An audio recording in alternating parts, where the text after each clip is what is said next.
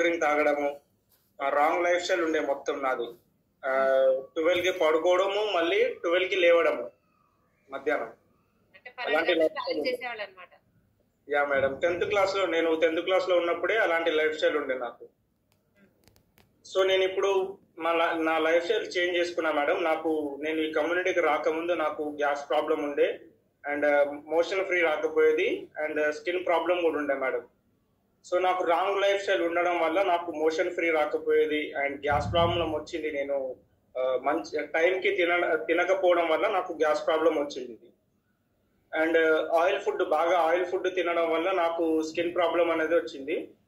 And బాగా junk food తినడము, and బాగా అది మన బ్రెడ్ ముక్కలు అంటే బ్రెడ్స్ ఉంటాయి కదా మేడం, బ్రెడ్ బాగా తింటాను నేను. మార్నింగ్ టైంలో కానీ ఏ టైంలో కానీ బ్రెడ్స్ బాగా తింటాను.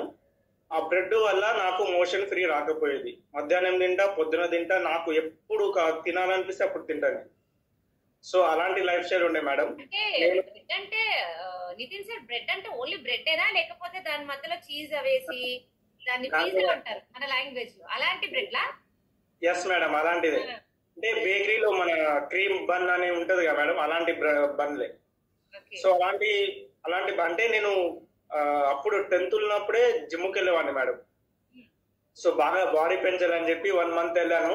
బాడీ పెయిన్స్ వచ్చి ఆగిపోయాను. ఇంకా అలాంటి బ్రెడ్లు బాగా తినేవాళ్ళని అనమాట నేను ఈ కమ్యూనిటీకి రాకముందు. సో దానివల్ల నాకు మోషన్ ఫ్రీ రాకపోయేది. అక్కడ జిమ్ కోచ్ కూడా నాకు చెప్పలేదు, బ్రెడ్ తింటే నాకు మోషన్ ఎందుకు రావట్లేదు, బ్రెడ్ తిన్నప్పటి నుంచి నాకు మోషన్ రావట్లేదు అంటే నాకు తెలియదు అని చెప్తున్నాను అక్కడ జిమ్ కోచ్.